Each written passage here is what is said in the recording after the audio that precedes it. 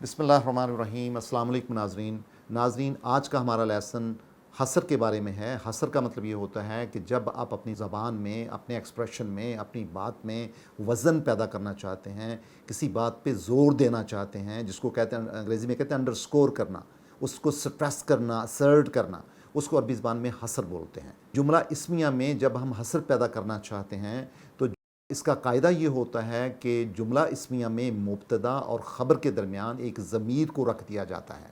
और आपको पता है, हमने जाना हुआ है कि जो मुब्तदा होता है वो हालत रफ़ा में होता है, और ख़बर जो होती है वो भी हालत रफ़ा में होगी जब हसर में होगा। वैसे ख़बर जो है, यानी दोनों इसम जो हैं वो हालत रफ़ा में होते हैं, लेकिन अगर हम उनके दरमियान एक ज़मीर रख दें, एक प्रोनाउन रख दें, तो उसमें हसर पैदा हो जाएगा। मिसाल के तौर पे अद्दुआउ हुवल इबादतु, यानी दुआ ही तो इबादत है।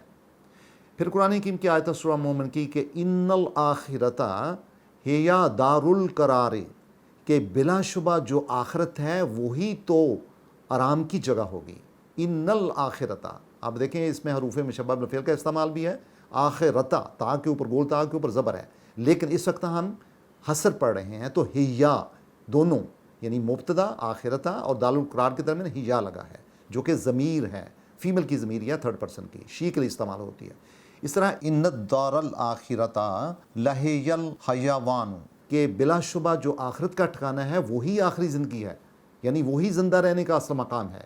सूरह हिज्र की आयत है इन्ना रब्बका, बिलाशुबा आपका रब, हो वल खलाकुल अलीम, यानी रब्बका और हुआ खलाकुल अलीम के दरमियान हसर लगा है। तो हमने जब इसका तर्जमा करेंगे तो हम कहेंगे कि आपका रब ही तो है जो कि खलाक है, यानी पैदा करने वाला है, और अलीम है और जानने वाला है। और इसी तरह एक इसका हसर का और भी एक स्टाइल होता है, यानी एक और हसर की शक्ल होती है कि जिसमें ज़मीर का इस्तेमाल अमिट कर दिया जाता है, नहीं किया जाता।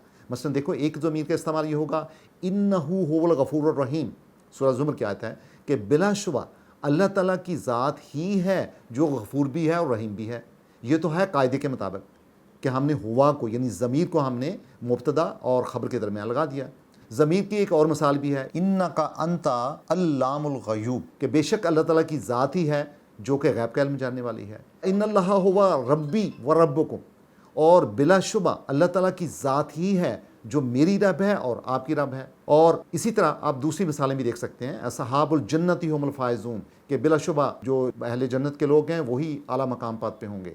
अला इन्ना हिज़्ब शैतानी हुमुल खासिरून, और बिलाशुबा जो शैतान होगा या शैतान की जो पार्टी होगी या ग्रोह होगा वही खसारे में होगा।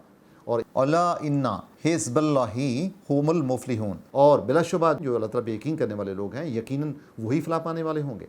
और फिर इस तरह कुरान हकीम कहता है फ़इन्ना हिज़्बल्लाहि हुमुल गालिबून, और यकीनन जो अल्लाह ताला का साथ देने वाले लोग हैं, अल्लाह की जो जमात है वही गालिब होंगे। लेकिन नाज़रीन, एक नोट है, वो ये है कि बाज़ का कुरान हकीम इस तरह भी हसर का इस्तेमाल करता है कि वो ज़मीर को वाज़े नहीं करता, लेकिन उसके अंदर ज़मीर पाया जाता है। जब आप इस कायदे को समझते हैं तो कुरान हकीम उसको वाज़े नहीं भी करेगा, चूँकि कुरान हकीम ने उसका इस्तेमाल पहले किया होता है, और दूसरी तीसरी या मल्टीपल टाइम जब उसका इस्तेमाल होता है तो कुरान हकीम ज़मीर का इस्तेमाल नहीं करता। मिसाल के तौर पे अल्लाहुस्समद, अब अल्लाह और हुस्समद के दरमियान बेसिकली हुआ है, लेकिन जब हम हसर में आएंगे, तर्जमा करेंगे, तो हम कहेंगे अल्लाह ही बेनियाज है, लेकिन गो यहाँ पे हुआ नहीं लगा हुआ।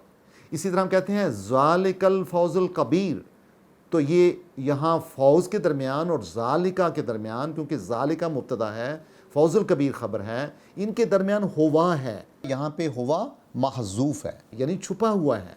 हमने जब तर्जमा करना है तो हम इसको इस तरह पढ़ेंगे या समझेंगे कि यही बहुत बड़ी कामयाबी है, ये ही, यानी हसर मौजूद है लेकिन महज़ूफ़ की फ़ॉर्म में है, छुपा हुआ है। तो ये एक नोट है, लेकिन ये एक्सेप्शंस होती हैं, हर जगह नहीं पाई जाती। कायदा हमारा ये हुआ कि मुब्तदा और ख़बर के दरमियान जब ज़मीर लग जाएगा तो वहाँ पे ज़ोर की आवाज़ पैदा होगी, असर्ट किया जाएगा, जुमले में ज़ोर होगा, तवज्जो होगी। इसी को ही हम हसर कहते हैं अरबी ज़बान में। और कुरान हकीम पढ़ते हुए हम इंशाल्लाह इसका एहसास भी करेंगे, ख्याल भी करेंगे, और कुरान हकीम की आयात को हसर की निगाह से भी समझने की कोशिश करेंगे। तो लिहाजा नाज़रीन, हमारा आज का सबक और लेसन ये होगा, हमारा होमवर्क आज का ये होगा کہ ہم قرآن حکیم پڑھتے ہوئے حسر والی آیات کو اسٹڈی کریں اور ان کو اپنی نوٹ بک کے الگ کر کے لکھیں، تاکہ ہم اس قاعدے کو سمجھ بھی سکیں، اپلائی بھی کر سکیں اور اس کا ابلاغ بھی کر سکیں اور سکھا بھی سکیں دوسرے لوگوں کو۔ بہت شکریہ۔